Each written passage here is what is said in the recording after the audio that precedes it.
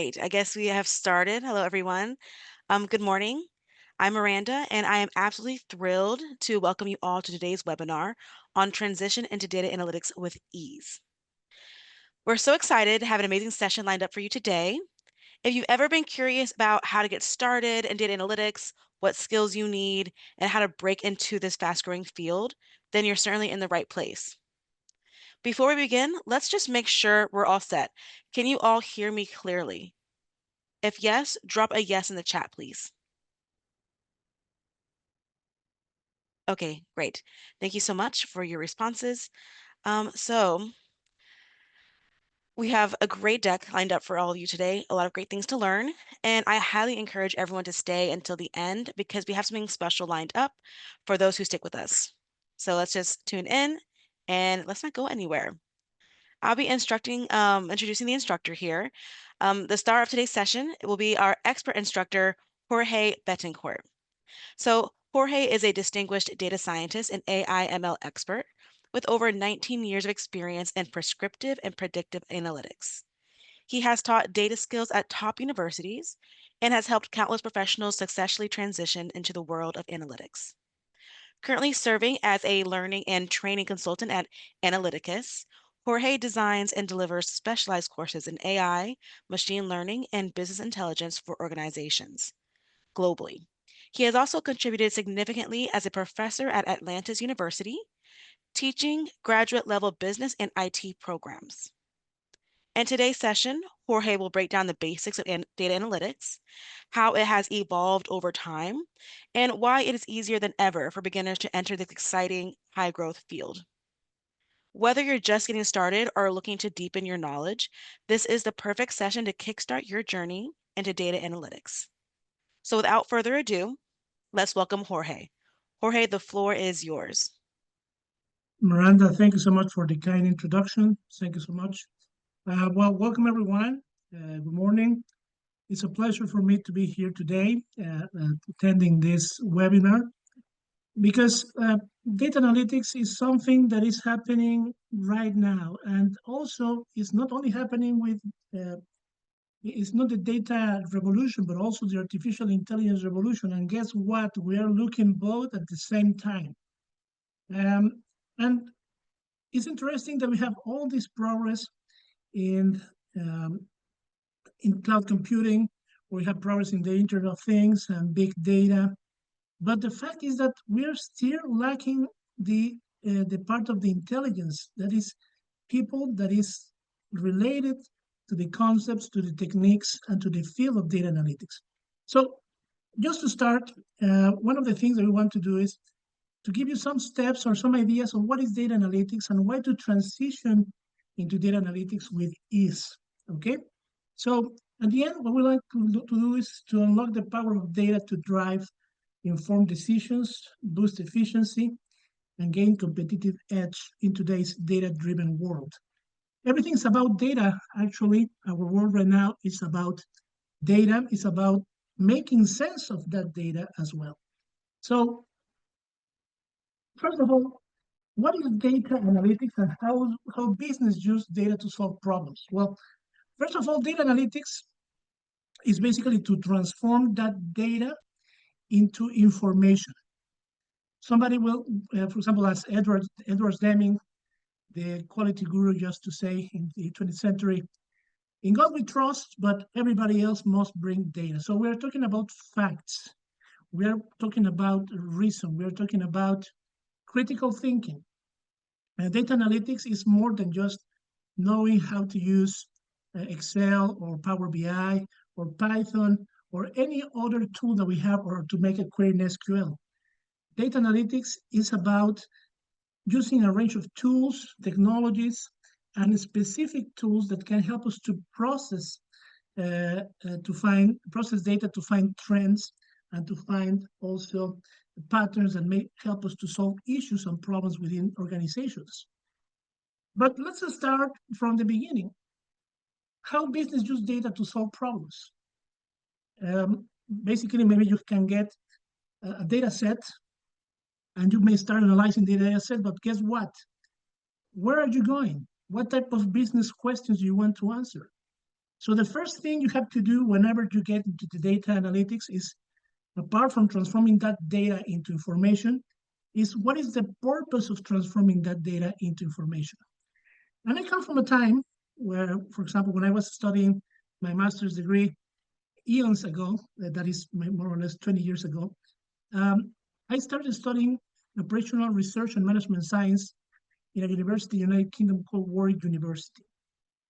Right now, if you look for that master's degree, it doesn't exist anymore. It exists data analytics and so on. But 20 years ago, we were on the part of using mathematics and statistics to quantitatively model the situation or the different issues that companies and business face in order to find solutions, either soft or hard. And during these last 20 years, I have seen all this field evolving quickly and faster than we could have imagined.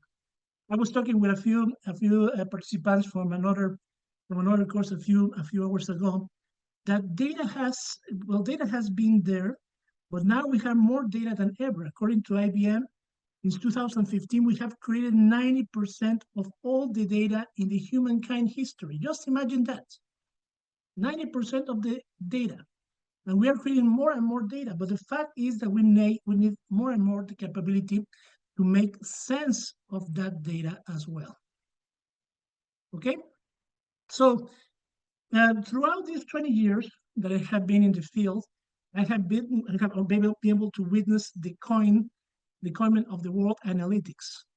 There is nothing else but all the use of the technical, mathematical, IT, statistical tools that we had before, but now with the power of computing.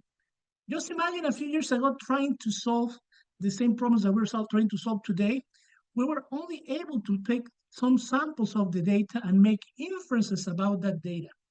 But now we're able not only to analyze the whole data set, but to apply within the cloud machine learning models, to apply algorithms, and to try to transform that data into actionable insights. But where the data comes from? Have you ever asked yourselves that question? What is that we're talking about? Customer insights, operational efficiency, risk management. All that is fine, but where the data comes from? Have you ever asked yourselves where data is coming from? No? Well, I think it's a good time to start asking that question, because data comes from everything or every type of action or every type of human activity in any organization. And basically, data comes as a consequence of a process.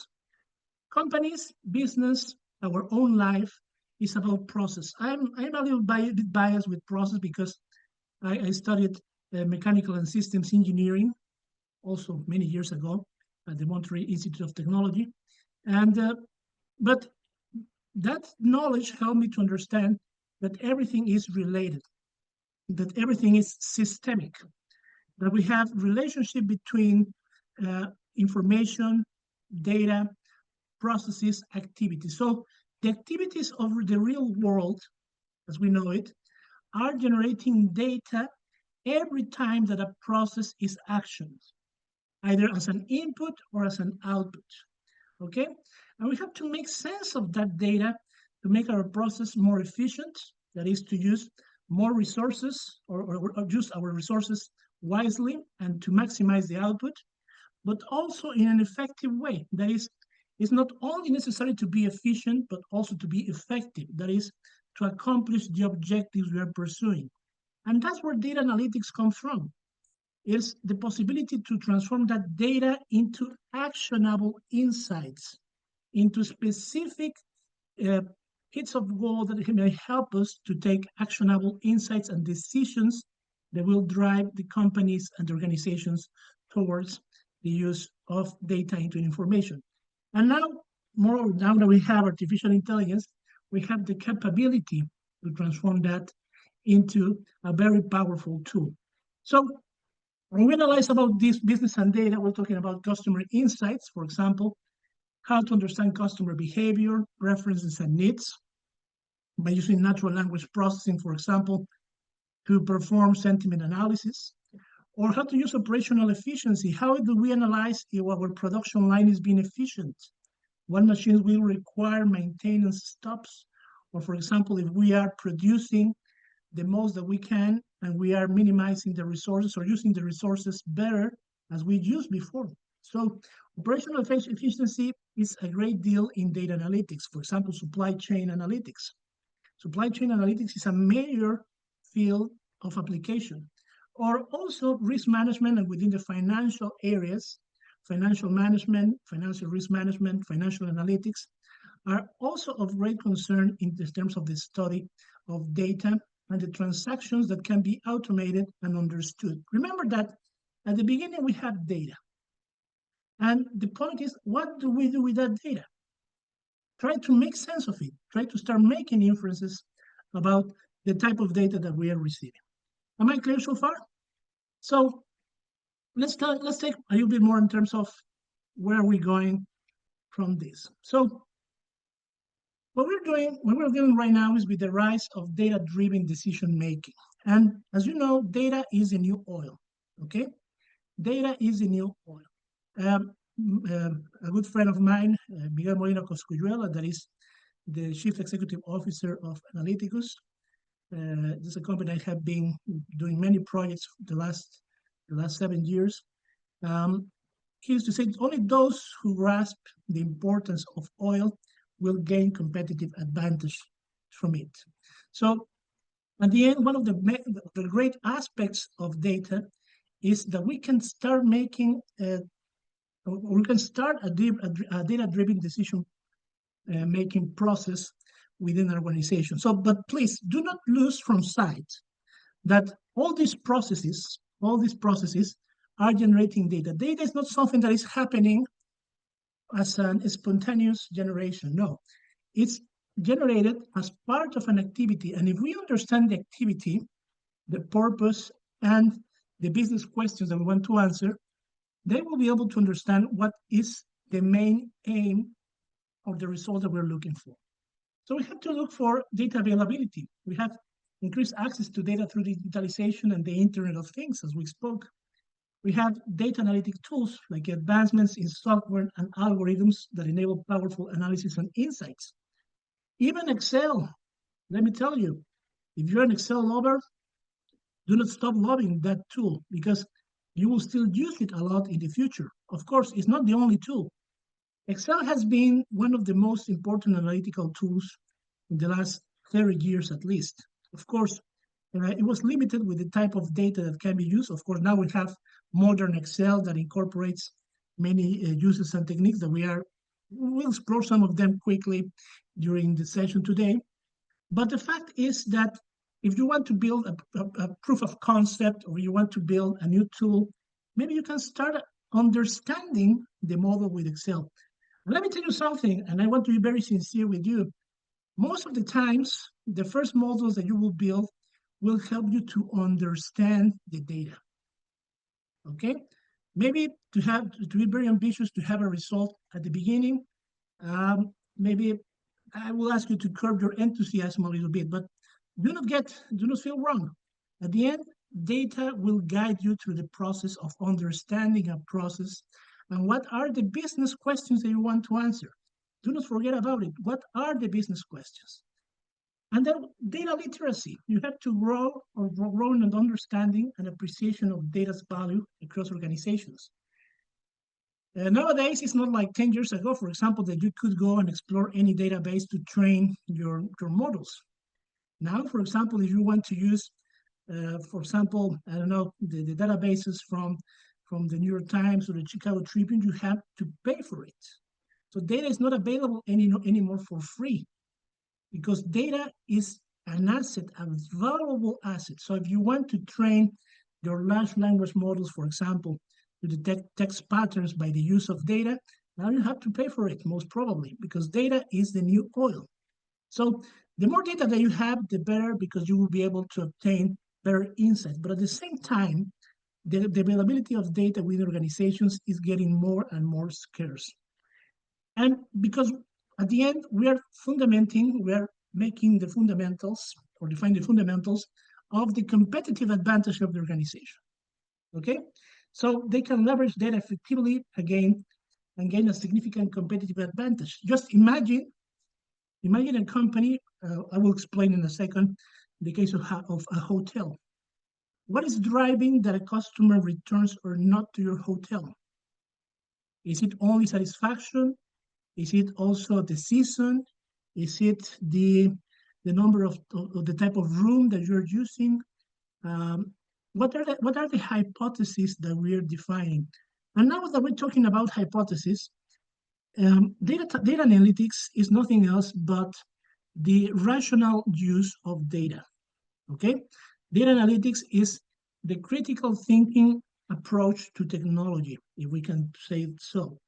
I like to think data analytics as this scientific approach to make some type of hypothesis, then run the experiments to observe the data first, sorry, make a hypothesis, run experiments, and get results from it.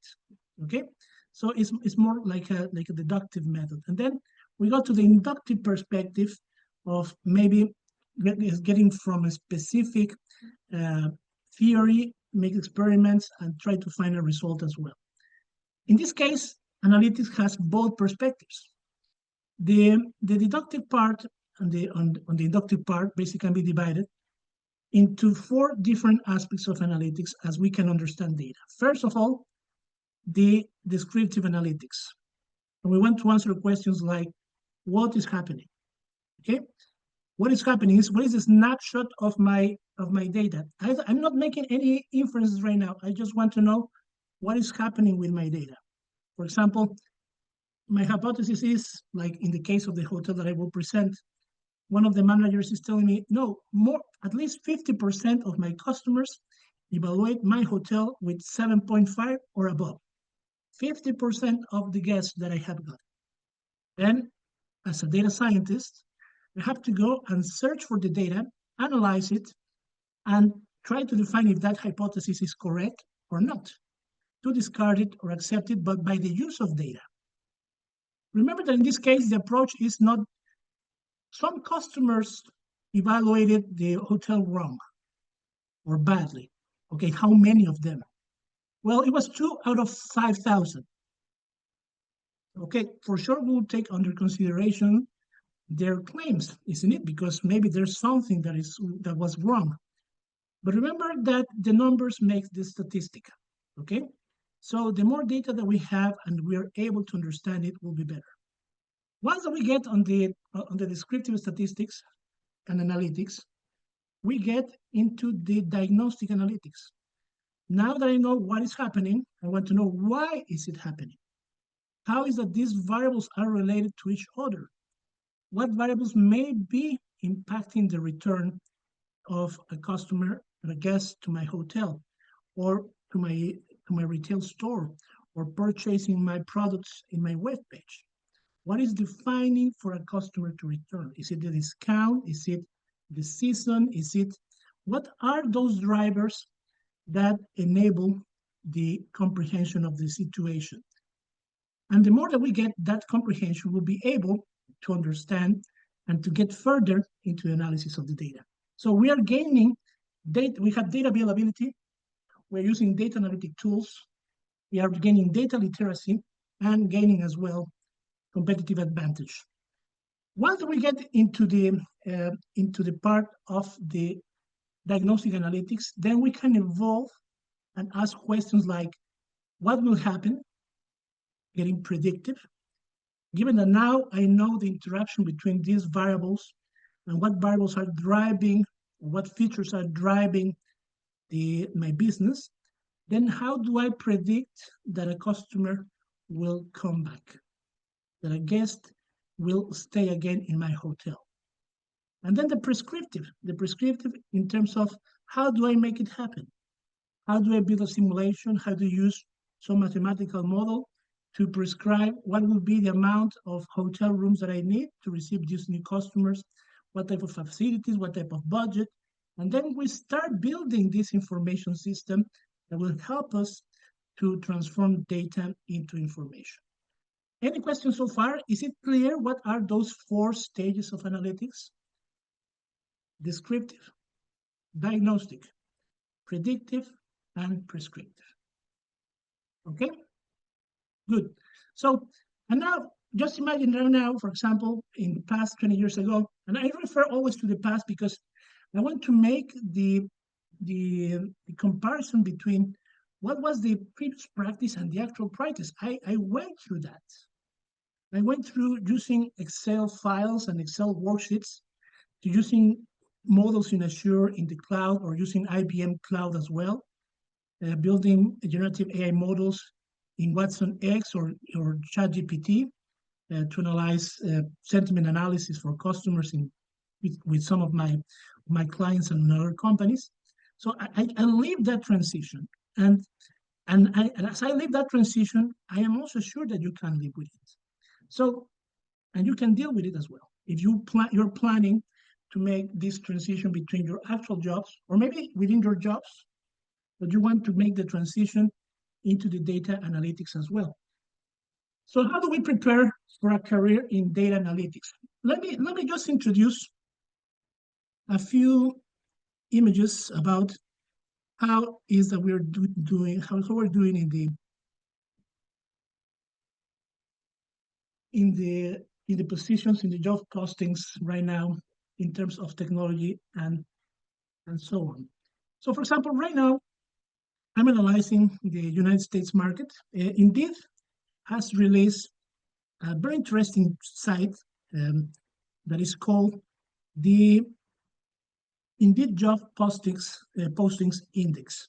Okay, still it's not releasing the let's say the posting for data scientists, but it is releasing some pretty interesting information about where is the market going in terms of the trends in terms of AI, for example. So let me just go quickly to the summary. And this gives a summary, for example, of the index. This is, for example, the pre-pandemic. Let me take my marker. Okay, so this is the pre-pandemic. And we can see a boost. We can see an explosion of hirings between 2021 and 2022, just when the pandemic was happening, and then a specific decline in job postings. This, in this case, is the number of job postings that have been used on the Hiring Lab. And this is by Indeed, okay? By Indeed. Maybe some of you have already used Indeed to look for postings or for jobs lately or recently. But the interesting thing of all this as well is that all this information is used by FRED, by the Federal Reserve economic data from the Federal Reserve from St. Louis. And this interesting data that at the same time we are using in this case. So basically the same data that I'm looking at FRED is the one that I'm looking right now at this Hiring Lab portal.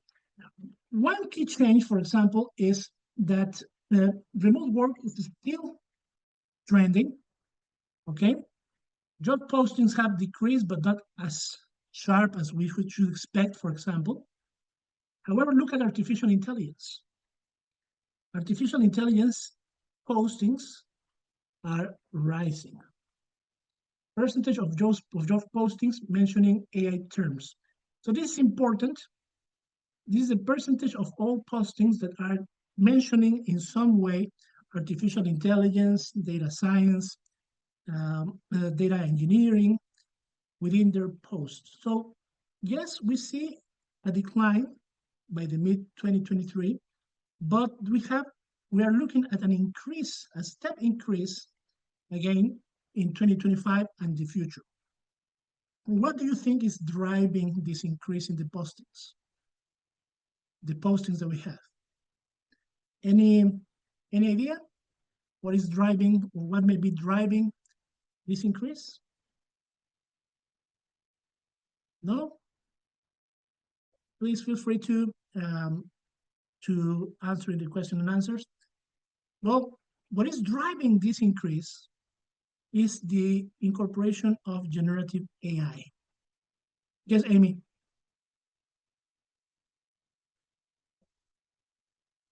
Yes, you can post your questions or answers in the Q&A window, please. But in this case, this is driving the increase of AI postings, the use of generative AI. But generative AI is nothing else but another tool to analyze data, to create code. What do you think that is happening with those software engineering positions? Let's see. What do you think? Are they growing or are they disappearing? What do you think about it?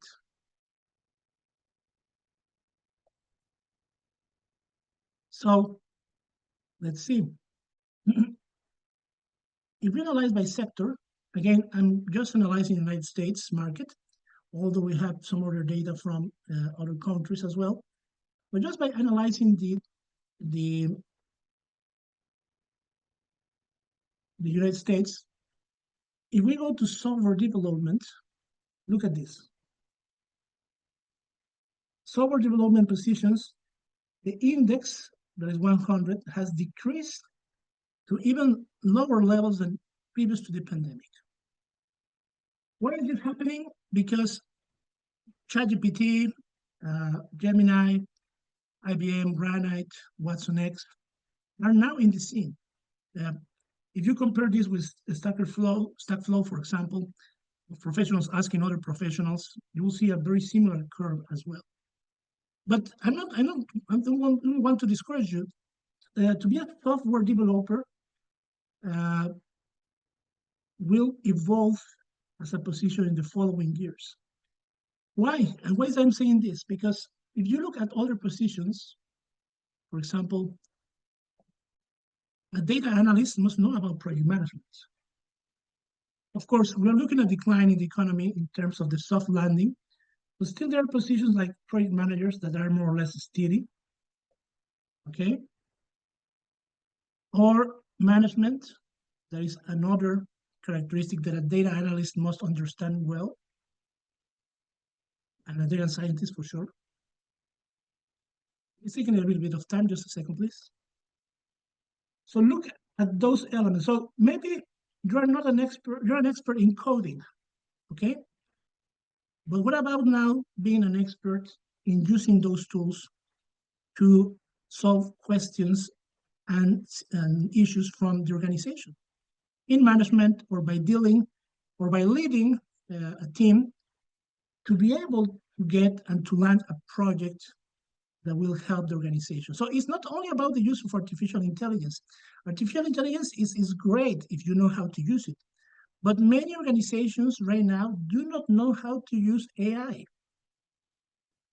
I was reading a survey that Deloitte made a few years ago about the use of artificial intelligence and data analytics tools. It was 2 years ago, 3 years ago.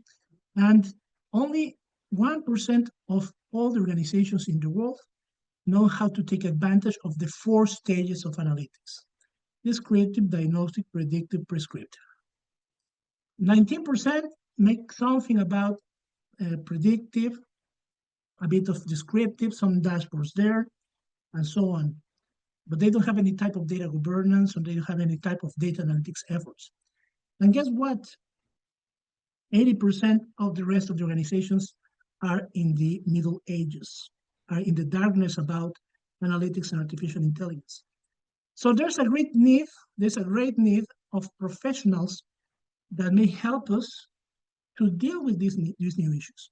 And to become a data scientist is not only to know about perfectly how to develop a dashboard in Power BI, or how to create or to code an algorithm in Python. What is the purpose of using that algorithm? What is the purpose of using that dashboard? What business questions are we answering? And that's a transition that you may make as well. Now, maybe you are in the management or in the engineering fields, and you want to transition to data analytics. Welcome.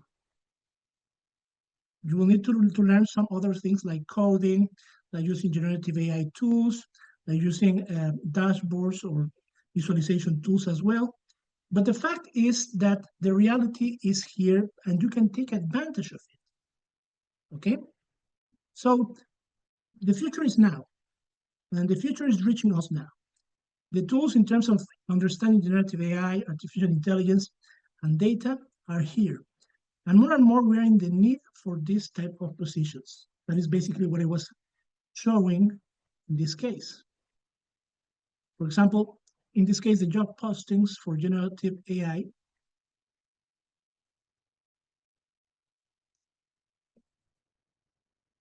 for the US is changing, is increasing. This is the amount, or the in this case, the job postings of on Indeed containing artificial intelligence and generative AI related terms. And it's not different from other places, for example, Canada or Australia. There's a trend moving upwards, and we need people that understand not only about data, but also about artificial intelligence tools, and will help us to deal with this transformation. Yes, it's true. Artificial intelligence will make disappear many positions, but at the same time, it was similar as when the first industrial revolution happened. Many positions disappeared, but many new positions appeared. So it's up to us if we take the hype right now or we lag behind. That decision is yours. Okay? So let me go back to the presentation. Any questions so far?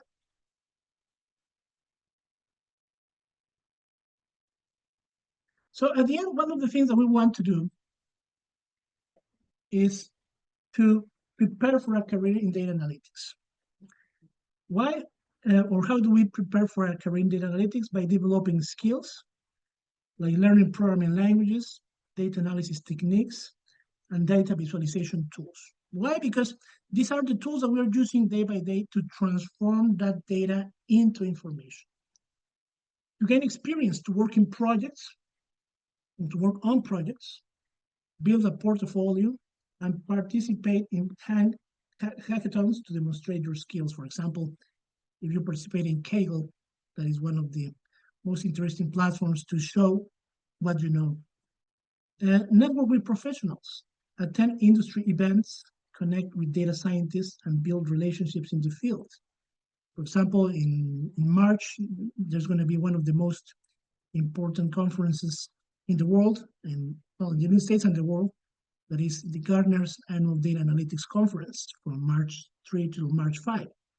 That's a great platform to make networking and to attend and to meet other professionals that are doing data science as well. And stay updated. At the end, of course, to continuously learn and adapt to the evolving landscape of data. One of the things that I can tell you now is that I'm learning each day. There's not a single day that I learn something new. Okay? So this is a continuous learning. This is a continuous learning cycle. If you think that you know everything, believe me, you don't. Okay? I will give, I don't remember who said that I will give most of what I know by just a fraction of what I don't. So I will search for the quote later to tell that it was not me for sure in this case. But this is a career where you are in constant learning and you have to be updated.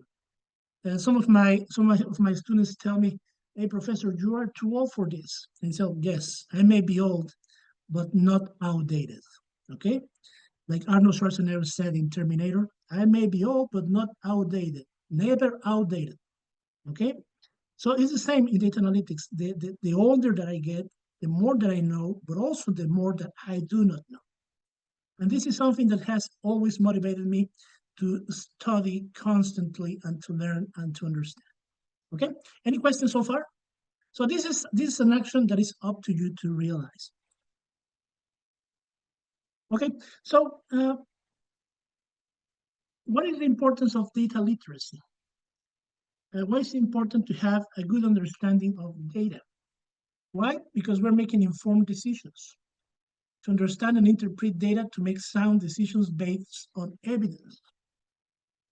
And of course, once we are able to understand and interpret the data and where is that data coming from, because at the end, it's not about only to use data and to apply the model per se, to understand the business model behind it. And this is where many data scientists fail. Many data scientists fail because they do not understand the nature of the business and where the data is coming from. They may apply all the supervised and unsupervised deep learning models and yet not to arrive to a single conclusion about the data. And remember that this career, as any other career, is about credibility, is building credibility. So one of the first questions that I like to ask whenever I get with a new customer is, what are the business questions that you want to solve? That's the first thing I do when I arrive with a customer. What are the business questions you want to solve with data? And if they understand that, perfect. If not, maybe we should start from that point. What do they want to know? What do they want to understand with the use of data? And of course, critical thinking, to analyze the data to identify patterns, trends, and potential issues. I use common sense that sometimes is the less common of the senses, okay? But to use common sense. Perform effective communication, communicate data insights clearly and persuasively to different audiences. And also to contribute to data to career advancement. Data literacy is a valuable skill for success in various industries. If you know how the business model is integrated, what type of data is it yielding, and how can you orchestrate that data to increase income, revenue, to decrease waste, to increase customer experience, to increase or to decrease attrition, if we're talking about human resource analytics, then we have the capability to build a career in this level. Even if artificial intelligence goes to heaven or goes to the infinity and beyond, it doesn't matter. At the end, it's true, models are getting smarter and smarter. But to be smart doesn't mean to be critical. And this is a position that is controversial. It's a controversial position that I have with all of my peers and professionals. I say, yes, artificial intelligence is getting smart and smarter day by day, but is it getting critical? Critical thinking is a characteristic of the human being. Okay, so if we're able to understand that critical thinking and that critical approach, then we'll be able to understand what data is telling us and also to tell that story to others. Well, any questions so far?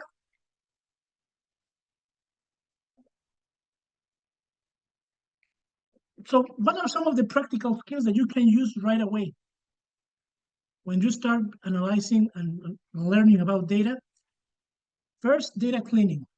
Learn how to avoid and identify and correct errors in data sets and ensure data quality.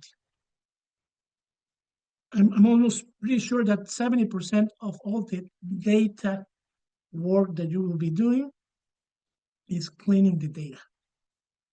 Why? Because if not, if you input trash, the result will be trash, will be waste. But if you prepare your data, confirm your data, understand where is it coming from, what processes generate your data, then you will be able to start building your laboratory and your experiments to test your hypothesis under a firm basis. Then the rest, maybe 20% is data analysis, just to choose the proper method to analyze data. And then finally, the data visualization. Remember that an image speaks more than 1,000 words. So part of the data visualization is to use charts and graphs to communicate the data, insights effectively, and engage audiences. So let me give you just a brief use case. Let me give you a brief case of how do we use data. Okay, so in this case, we have, I don't know if you can see it, but this is an Excel spreadsheet, okay? And I was given this data set, which I have anonymized and changed parameters so that we can use it. But in this case, it represents the situation of the administration of a hotel, for example. No? And within this hotel, they have several measures that they are tracking, like satisfaction level, the number of days their customers stayed, the total spend, the room type, the booking channel, either it was by using Booking or Expedia or some other channel as well, how many visits before, the distance from the hotel, the season, 0, 1, or 2 is basically uh, spring, summer, autumn, if there was a discount used, and one of the most important variables, the return, okay? If a customer has returned or not more than once within the hotel. And one of the first things that you start doing, and one of the things that you can apply directly, Excel has advanced so much during the last years. It's more than a worksheet tool. Now you can use scripts. Now you can even bring huge databases to Excel and use Power Query to clean those databases and to get that data directly into Excel, as you can do it in Power BI. But for many companies, still using Excel is a great tool for analytical approach. And it's not bad at the end. It's a good way to understand. And basically, if you start a course with us, we'll teach you how to use worksheets properly. We'll help you to understand how to use a spreadsheet to build a use case or a proof of concept for something else that you want to implement with a more powerful language. But sometimes Excel is like a sandbox. Or I want to see it like that way. Of course, maybe some other professionals may use it in some other. But I want to see it as a sandbox where you can test and where you can analyze the data to make an image of it. And moreover, now you can use Python within Excel as well. So if in the past you were able to use Visual Basic for applications, just imagine Visual Basic for applications 20 years ago, okay? Then you could build scripts and now you can use Python. So now you can reproduce Python scripts, for example, to create specific data frames by using Python in Excel, and to start summarizing the data. By summarizing the data, you start analyzing what the data is about. What is the data telling you? For example, in this case, I will write the information. Let's hope that it doesn't crash. Well, it's taking a little bit long. But in this case, for example, we can start making inferences about the data. And look, here's the Python editor. Perfect.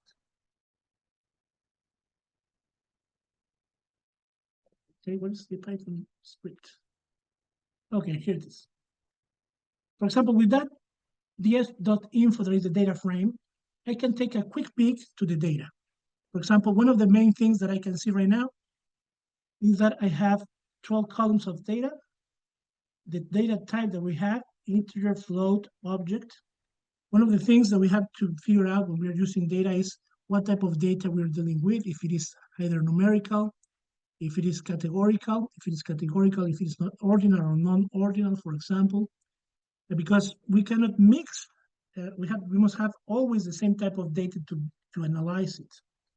But by the use of these tools, for example, by using Python and Excel, it's a great advancement because we can use not only Excel formats and Excel tools, but also all the different libraries, create graphs, create plots, or insert new plots that may not be existing in Excel.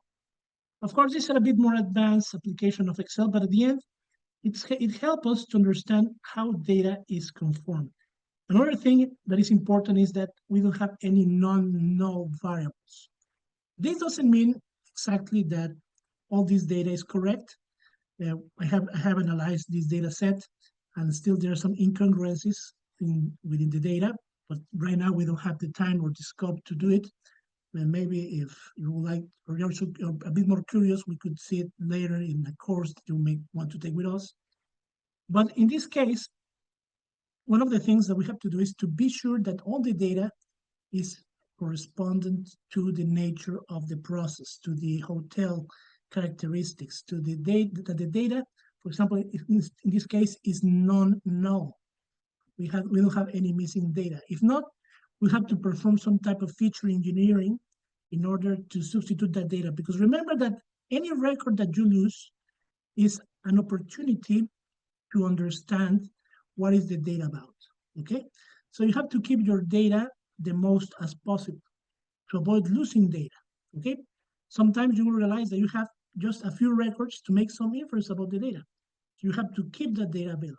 Of course, these are a pretty small database, 5,000 records that I prepared for today, but we may have databases that are 7 million, 8 million rows. Of course, 8 million rows cannot be analyzed by Excel. Excel spreadsheet is at the most 1.1 million rows. So the next time that you feel tempted to open a huge database in Excel, think it twice because you may be losing a lot of data, okay? But these are the type of things that we try to analyze in our courses. How this data is conformed, how can we use these tools to empower the analytics, for example, the summarization of data. One of the things that I realized just by analyzing the data is that we have some continuous variables like satisfaction, that is, in this case, going from 0 from 1 to 10 or almost 10. We have number of days, that is a whole number, total spend. But also we have the room type. And by room type, you see that there is a classification, 0, 1, or 2. So these are the things that we learn when we start using some data summarization. And in this case, I was using a Likert as well to perform an analysis for the satisfaction. For example, one of the hypotheses that, how am I going to type? One of the hypotheses that initially I received from this hotel, and one of the questions was about the customer satisfaction. The manager was telling me that in their hotels, at least they have 50% of the population or 50% of the guests are evaluating their hotel. 75% of the, 50% of the guests at least are evaluating the hotel with a 7.5 or above. Okay, so they are giving the satisfaction level goes from zero to, or in this case, from 1 till 10 approximately. Okay, so I was wondering, well, let's analyze if this is true, because remember that it's very easy to say things without the proper facts. A data scientist must abide to the facts, not to the judgments or to the says. That's where critical thinking enters. So one of the things that I did was, okay, let's see if that statement is true. So I selected my data set, and with a very simple, I create a box and whisker. That is a descriptive statistics tool. And look, I'm using combined Python, Excel tools, or some other applications. Okay. So in this case, for example, as you can see from this graph, this is a box and whisker. This is a tool that we use a lot to characterize data, to describe data. Let me remove the fill. There we go. So hopefully you can see it a little bit better. Let me increase the size. Okay, so these are the satisfaction levels. One of the things that I can tell is that the asseveration that 50% of all my customers with 50 or more is not true. With 7.5 or more is not true, because this line over here describes first the 75th percentile, that is called the third quartile, the first quartile of 25th percentile, and the median. If we just look at the median, 50% of the customers are evaluating 5.5 or below, and 50% of the customers are evaluating 5.5 or above. So this means that the assertion that at least 50% are giving us 7.5 is wrong. If we go above a little bit, and we go to the third quartile, we'll see, for example, that 7.73 is the grade for 75% of the customers. This means that 75 of the customers may rate at the most 7.75, and just 25% of the rest of the customers will grade us with 7.5 or above, or around 7.5 and above. So we have a difference of almost 25 percentage points, or the distribution of the data is at least 25 percentage points dephased from one point or the other. So in this case, the hypothesis that we are being evaluated correctly is not correct. It's not precise. And this I can say by just using data. By just using data.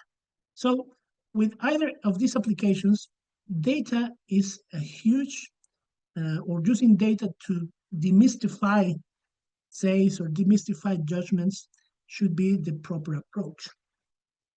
And in this case, I can tell, for example, to the hotel, no.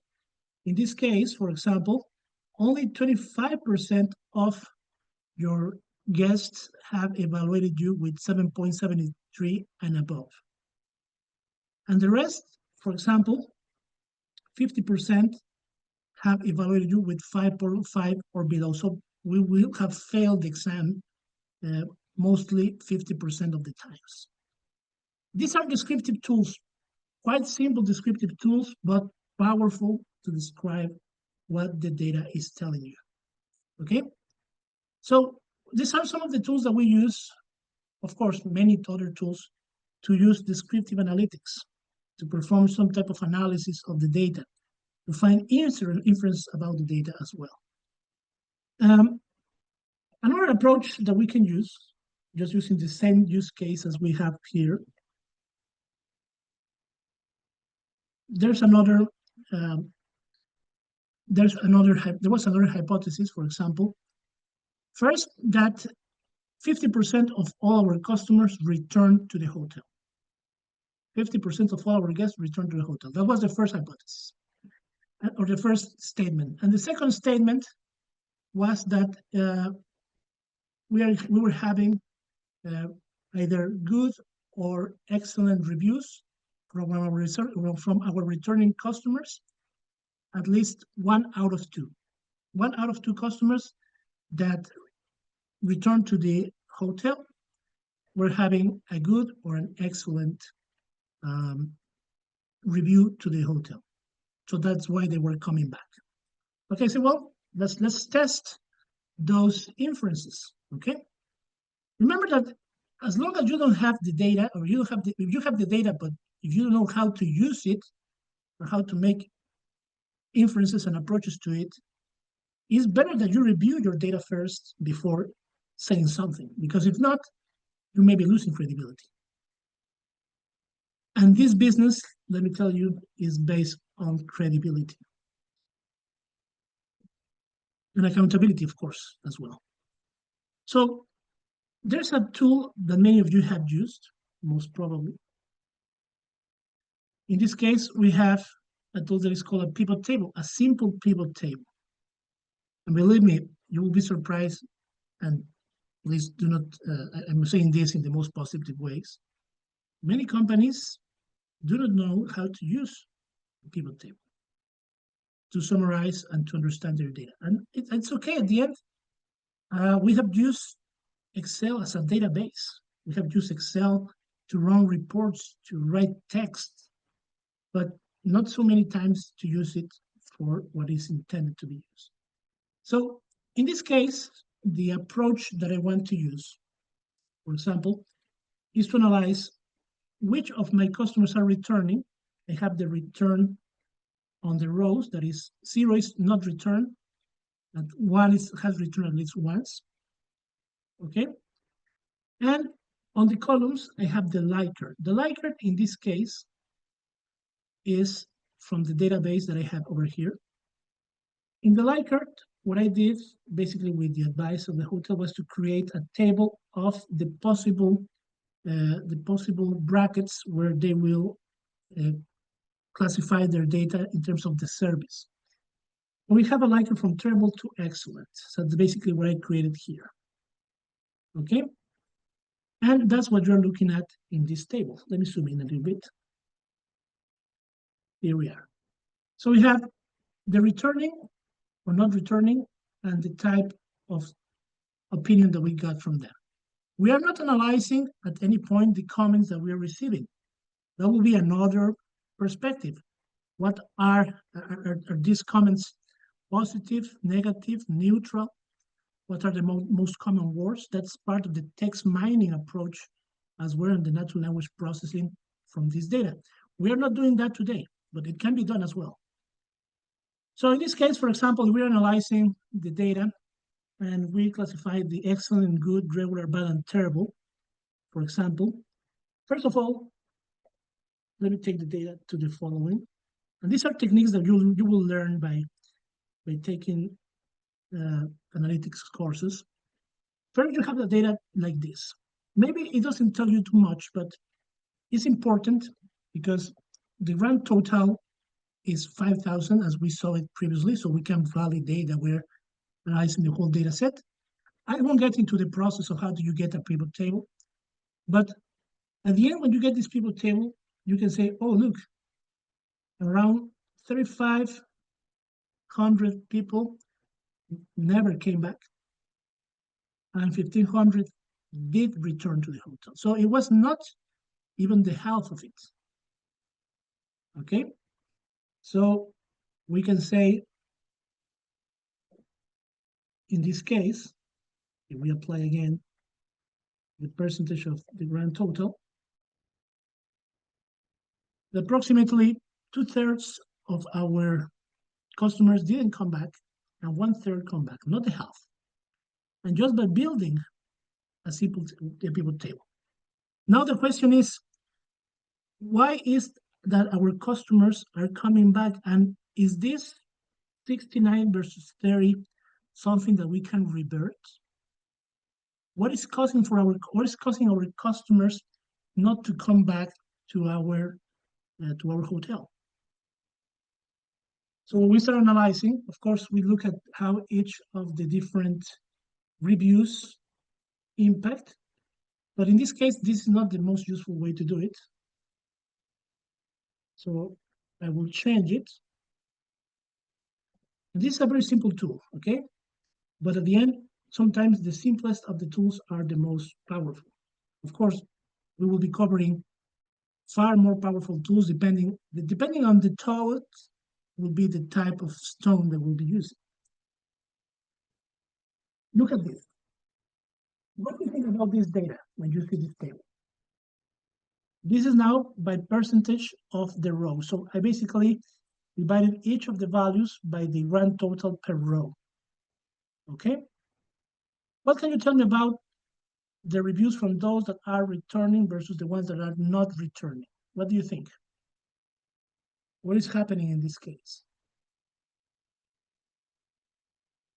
Look, for example, for those that are not returning or never returned, their surveys, only 37% of them, of the 3,500, graded us, and I'm looking at, let me take my marker. We're looking here at the sum. They only rated 35% of them as excellent or good. And the rest, regular, bad, or terrible, 64%. So maybe we could have retained these customers, and we should research ways that they graded us so bad. And for those that return to the hotel, is the inverse, interestingly. 60% or excellent are good versus 30%, 32% from the ones that never came back. So this is interesting. Again, we could build a pivot chart to show a 100% stackable chart to see this phenomenon. And this phenomenon is over here. This is a proportion of the ones that return, that grade us excellent and good, 60%, versus the ones that didn't return. There's a huge difference between both of them, isn't it?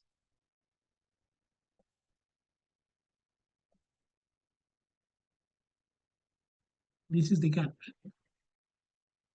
This is the opportunity gap that we can get by analyzing the data. All right. So these are some of the inferences that we can get from this case. Of course, there are many others that we can analyze. And in this case, we only have 13 columns of data, but we could be gathering more data. For example, not only the satisfaction reviews, but also the text reviews that they are sending to the hotel. We try to understand what is happening, what is that they are, for those that are rating us and are not coming back, what is that made them feel regular, or they grade us regular, bad, or terrible, for example. No, I will be pretty much concerned on understanding what is this data telling me, and how can we use that to drive action. At the end, the most important thing is, how do we drive action by the use of data? So, as I mentioned, we perform some type of data cleaning to analyze quickly how many data we have. If we have any missing data, still that database required to analyze if the data was congruent, for example, to see if those that did not return really, for example, just to make a crossing, had 0 visits or 1 visit only. If not, we are in trouble because the data is incorrect. We perform a bit of data analysis and data visualization in just 20 minutes. And we start making some strong inferences about data in this time as well.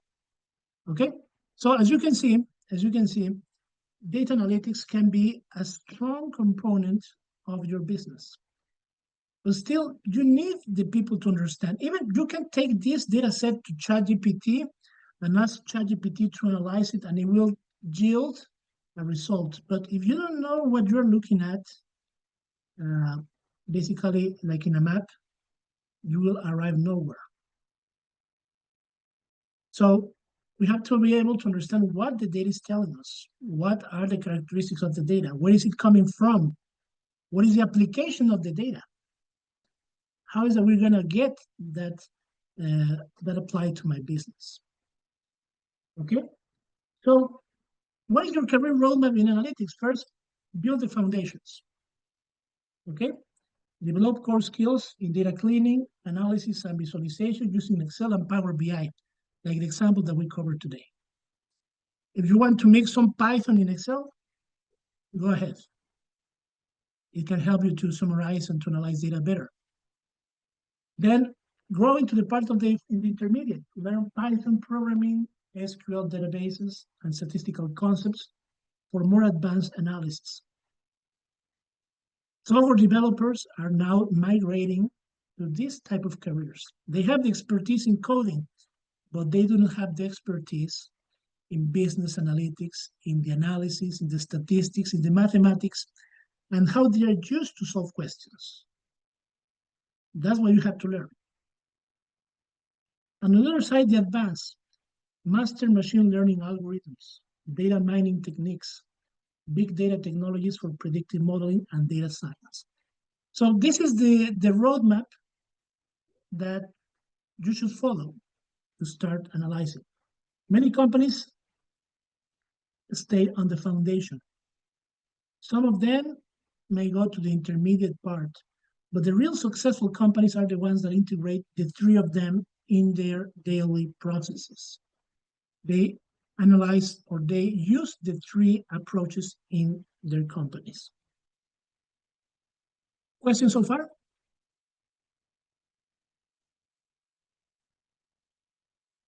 Any questions so far? Okay, so I will hand in this to Miranda, and we will open the session to questions and answers. But please, Miranda, you can take control from here. Great. Thank you so much, Jorge, for that insightful session. And thank you so much for breaking it down so clearly for all of us.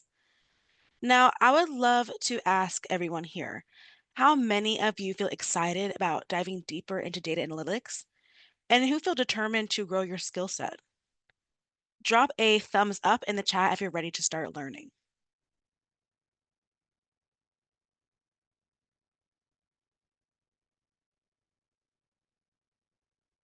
All right, I see a lot of excitement, and that's fantastic. And that's exactly why SkillUp Online has designed the Tech Master Certificate Program in Data Analytics to take you from beginner to job ready in just 5 months. So maybe you're wondering why choose SkillUp Online? Well, at SkillUp Online, we're obsessed with one thing, and that's going to be your career success. Our programs are designed in collaboration with top industry leaders and universities to ensure you gain real-world job-ready skills. A couple of things that makes us different. One, we are instructor-led and self-paced learning that we offer, which is the best of both worlds, right? You learn flexibly, but also get live sessions with industry experts. There's also one-on-one mentoring and career support. So you'll be getting dedicated guidance to navigate your learning journey. There'll be hands-on learning, which will be 50 plus hours of practical labs and projects to apply what you learn. Industry recognized certifications. You'll be earning a Tech Master Certificate from SkillUp Online, us, and get MAP training for a Microsoft certification, which is the PL300 Power BI Data Analyst Certificate. You'll have real-world projects, a total of 6 industry projects and 1 capstone project that you can showcase in your portfolio. So we don't just teach you theory, we get you job ready. Okay, Jorge, if you would be kind enough to go to the next slide, please. Certainly. Thank you. So now let's talk about how you can enroll in this program and start your journey in data analytics. So this is a 5-month immersive program that covers everything you need to land a job in data analytics, including Microsoft Excel for data analysis, Python for AI and data analytics, SQL and database management, and Power BI for data visualization. Plus, you'll get hands-on experience through real-world case studies, industry projects, and a capstone project that will give you that edge in the job market. Now, the best part is you don't need a prior experience or a tech degree to enroll. As long as you are a working professional looking to switch careers, or a student wanting to future-proof your skills, or even an entrepreneur looking to leverage data for business growth, then this is a perfect program for you. Let's see. Um, would you mind going to the next slide, please, Jorge? Thank you. So, now everyone, now that you've seen the power of data analytics and how our Tech Master Data Analytics program can get you job ready in just 5 months, I do have something truly exclusive just for you. Now, we know making a career decision, it is a big step. And that's why we want to make it super easy for you to take action today and start your journey with SkillUp Online. The next slide, please, Jorge. So here is a one-time offer just for you, our webinar attendees. There'll be a flat 40% off your enrollment fee, only available to those who register within the next 24 hours. So keep that in mind. It will be a free one-on-one career strategy session with our expert mentor to craft your personalized career roadmap, and an exclusive data analytics interview masteries bootcamp, which is a bonus workshop that gives you insider tips on acing interviews and landing high-paying jobs. Now, just keep in mind this offer expires in 24 hours, so please register now before spots fill up. I will be dropping a link in the chat, which will bring us to our program website where you can enter your details, and one of us or one of our career counselors will reach out to you and answer any questions you have. So don't miss this chance to secure your future, boost your career, and transform your life. because the time to act is always now. All you'll need to do is click the link in the chat, fill out the form, and book a call with our career advisors. Next slide, please. Okay, so now it's time for your questions. Drop them in the chat and we'll answer as many as we can. Thank you for joining today's session. We will go ahead and go into the questions.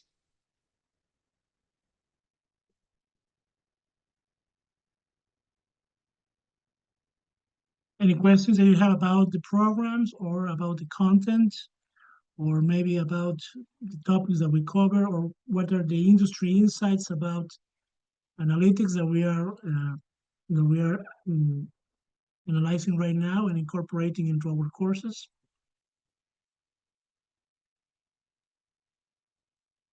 All right, if you don't have the questions now, just remember you can ask them later with one of our career counselors.